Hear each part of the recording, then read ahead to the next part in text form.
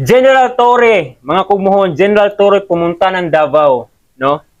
Tapos, kakatawa talaga to. Pumunta ng Davao, pero natawa talaga ako sa mga reaksyon ng tao. Nadawit pa ang pangalan ni Diwata. Sinasabi nilang Diwata Bangag kasi kamukha ni Torre si Diwata eh.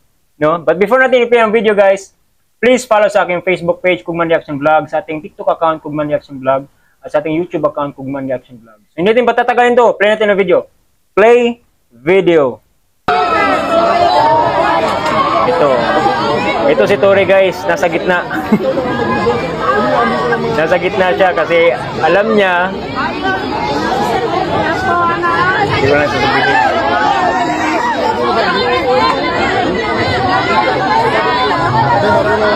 Pakinggan yung unbothered, basta ang yung mission pa dahil. Basta diwalwal. Nadamay pa yung pangalan ni Diwata. Diwata!